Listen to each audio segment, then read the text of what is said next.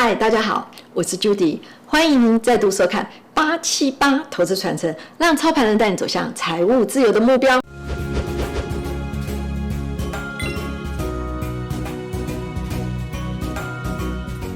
我们今天接续上个礼拜的台电强韧电网计划，我们今天要介绍的个股是东元。首先呢，我们依照往例一样，我们先介绍整个产业的部分哈，就是说台电的强韧电网计划是在2022年的下半年行政院这边拍定，那它整个商金呢高达5645亿元，那在这个比较大部分的是集中在4379亿元，这个叫做推动分散电网的工程。为什么呢？因为过去都是南电北送，那所以说如果有一个环节这个地方电网出了问题啦，或者说变电所出了问题的话，很容易造成断电的现象，所以台电计划呢，就是把电网做一个分散的动作，哪个电网出现问题或变电所出现问题的时候，它的范围就不会波及这么大。好，那接下来我们看一下呢，就是说台湾还有一个2050年的净零转型的计划，希望就是说虚拟的那个绿电厂这个地方呢，到了2050年可以占到1/2。那所以呢，电气化它最主要的目标呢，就是说从2025到2050年为电力需求平均的年均成长率高达2%左右，那我们净零是为主要的目标。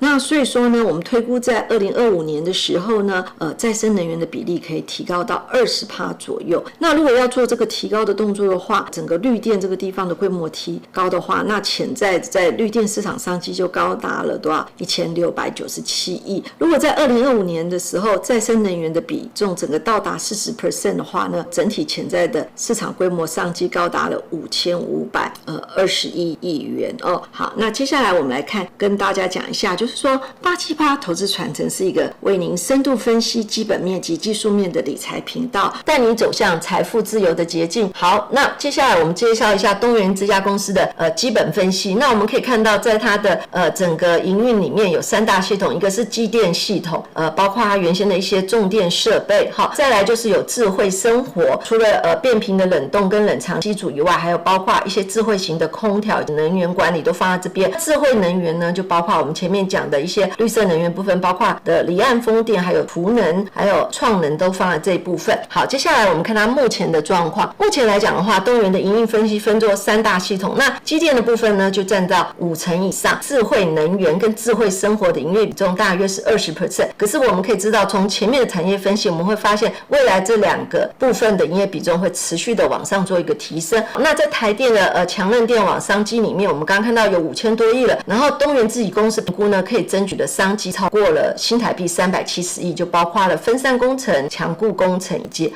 防卫工程，所以我们就可以知道，就是说它的业绩是相对比较明确的。好，那我们看除了强韧电网商机以外，还有一个2050年政府计划净零转，就是要建造一个虚拟的绿电厂，所以这个地方我们就会看到，我们利用太阳能发电以后，我们先把它储能以后，等包括了一般用户啊或充电桩这些需要电的时候，再把它拿过来去用，然后在平台这个地方呢去做一个电力的控制。所以东元发展呢，就是成立创储营的发展事业处，然后这个地方呢，它就是自建案，然后以后提供相关的业者，包括它维运啊、服务啊，还有售电，然后帮客户代操代管部分，然后做一个整个营运的整合的部分，这就是未来东元预计发展的方向。好，介绍了整个东元的营运发展的话，我们接下来介绍财务分析的部分。那每次讲到财务分析，我们就会讲到 ROE 就是股东权益报酬率，它的公式就是税后净利除以股东权益，但是我们也可以把它切割成3部分，就是净利率乘以总资产周转率乘以权益乘数。好，接下去我们看一下，就是以东元的年财务报表来看的话，我们可以发现从2018年2019年 ROE 这个地方呢，大概就是在5%上下这个地方做一个震荡，然后它的税后净利率也是差不多就是在这个附近，然后它的总资产变动率并不大，然后权益乘数这个地方变动也不大，你就会发现它是一个获利非常平稳的公司，但是它的转投资事业非常众多，所以说呢，它如果要挹注它的获利的时候，其实利用转投资收益的不管是股利啊，或者是说处分这个地方的话，在业外的部分就可以去调整它获利的部分。在它的季报这个地方，我们可以发现2023年法人预估这个地方是2.46亿元，那这个获利成长率高达5%。对于2023年这个整体的那个 GDP 往下衰退之下，价，然后获利可以有高成长，已经是不容易的。那最主要的原因是因为东元受惠最近的策略转型，它已经从传统的马达，然后成功切入了那个绿能业。那随着欧美各国呢，那推动就是说马达效能这个基准往上高，也就是说传统的马达要达到节能的要求地方，那让东元迎来了一个马达升级的那个订单，然后再加上美国有推1.2兆的基建法案，对于重电业这个地方呢，也有一个汰旧换新设备的商机，还有台电的强韧电网，然后另外中电业者这个地方都会用统包的方式取得一些绿能相关的标案，所以这都是它业绩未来成长的动力。好啦，我讲了那么多，大家就知道不看技术面，只看基本面就知道这家公司的技术面一定会相对比较强。好，那我们看一下从1990开始是起涨原点，这边是1高2高，然后接下去呢因为已经涨了这么多年，所以它就做了一个 N 型的修整，一直到2015年8月开始它重新 N 型再扩大。那跟所有的重电业者一样，因为台电的强韧电网计划是在去年11月行政院定案的，那它发包出来要一些时间嘛所以在今年初的部分，就是2023年初的时候，你有没有发现它这个地方攻击出去我说的关键 K 棒，然后带着交量这个地方，所以造成它股价45度的上涨。那你说什么叫做关键 K 棒呢？就是说在关键的位置打出了一根长红棒并带大量，就叫做关键 K 棒。那什么叫关键位置？就是我过前波高就是关键位置，像刚刚东元就是这样子，它过了波高，或者呢我们刚刚有看到东元的股价是不是有回档整理一个 N， 当它过末跌高就是破高点或是波段高的部分，如果带了长红棒带大量的时候，那就代表股价由空翻多的地方就是关键位置。好，知道这个地方我们就知道为什么东元会往上涨了。好了，那标股已经涨了，我如何出场呢？标股要出场之前要跟大家讲一下，就是说很多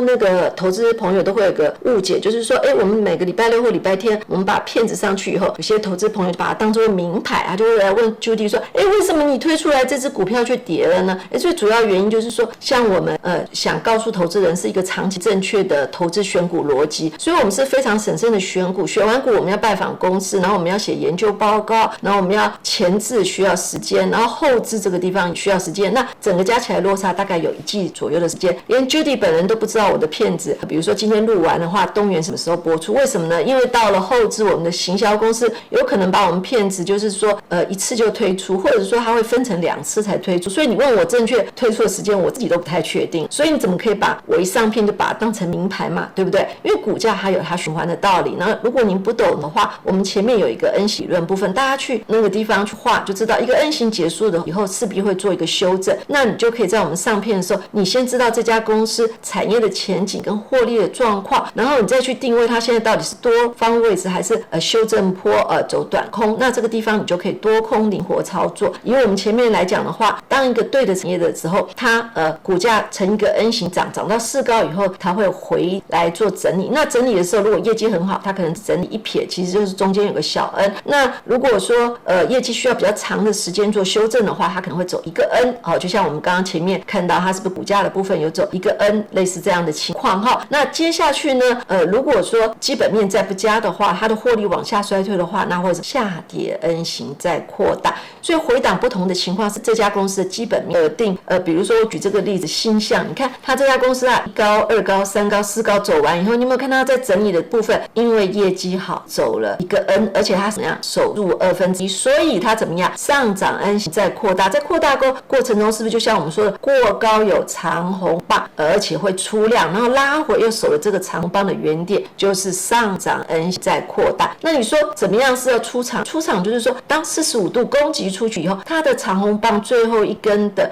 开盘价就起涨的原点被跌破的时候，就要迅速的出场这就比较简单的方法。比如说 Judy 如果那个月线的长红棒很长，比如说它那个月就涨了100%，那你就可以跳到周线或者日线去看它。那它的缺点就是说，当你的天期比较短的话，如果你跳到日线，就会反反复复的出现什么买进讯号跟卖出讯号。那如果你的讯号拉的比较长一点，比如说是月线图或周线图的话，就会看得比较清楚一点了。OK， 那我们已经看到了那在东元这个地方已经有一个 AB 段涨去，那它在回档的过程中呢，你只要注意它有守住1/2，如果守住1/2 1又有强劲的基本面支撑，就容易是一个成功 N。那如果说呢守住1/2在攻击的时候没有力道不够的话，那就容易成为正常上涨 N。除非呢产业这个基本面这个地方有变化，或者说公司营运有错误的决策，才会出现失败 N 或倒 N 型。但是目前我们团队的评估这个地方来讲的话，它未来是正常 N 盘涨或成功 N 这个地方上涨机比较高一点。OK， 那今天就是我们对于东元这家公司的介绍。各位投资朋友，以上就是有关于东元这家公司简单的介绍。那我们下个礼拜要介绍什么呢？下个礼拜我们要跟大家介绍中兴电。那有兴趣的话，要记得下个礼拜继续收看哦。那今天节目到此结束，谢谢大家，拜拜。